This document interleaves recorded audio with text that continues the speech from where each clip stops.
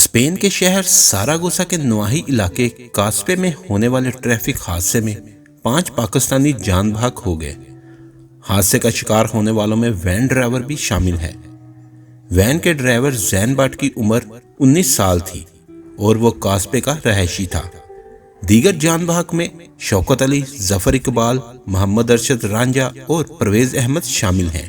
8 محنت کش اسپین کے شہر ساراگوسا کے قریب منی وین میں سوار ہو کر کام پر جا رہے تھے کہ وین سامنے سے آنے والے بڑے ٹریکٹر سے ٹکرا گئی، جس کے نتیجے میں 3 افراد موقع پر جان کی بازی ہار گئے، جبکہ حادثے سے اگلے دن ارشد رانجھا اور زین بٹ بھی جان کی بازی ہار گئے۔ مرحومین کا تعلق زراعت کے شعبے سے تھا اور وہ آڑو کے باغات میں کام کرتے تھے۔ ان تمام افراد کا تعلق ضلع منڈی بہاولدین کے مختلف دیہات سے تھا۔ حادثے کی وجہ کے حوالے سے بتایا جا رہا ہے کہ یا تو ڈرائیور پر نیند کا غلبہ طاری ہو گیا تھا یا پھر سامنے سے طلوع ہوتے ہوئے سورج کی کرنیں ان کی آنکھوں میں پڑی، جس سے ٹریکٹر دکھائی نہ دیا اور وین اسے ایک دھماکے کے ساتھ جا ٹکرائی۔ ہسپانوی ادارے اس حوالے سے تفتیش کر رہے ہیں تاکہ ایکسیڈنٹ کے محرکات کا پتہ لگایا جا سکے۔ وین میں سوار دیگر 3 زخمی پاکستانی انتہائی نگہداشت کے وارڈ میں زیر علاج ہیں۔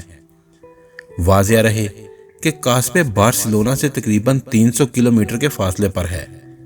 جنازے میں شرکت کے لیے پاکستان کے بارسلونا میں قونصل جنرل عمران علی چودھری اور دوسرے سیاسی و سماجی کارکنان بارسلونا اور دوسرے شہروں سے کاسپے پہنچے تھے۔ مقامی بلدیہ کے ہسپانوی نمائندے اور حکام بھی نماز جنازہ میں اظہار افسوس کے لیے موجود تھے۔ قونصل عمران علی چودھری نے مرحومین کے لواحقین کے ساتھ تعزیت کا اظہار کیا اور میتوں کو فوری طور پر پاکستان بھجوانے کے انتظامات کو یقینی بنایا۔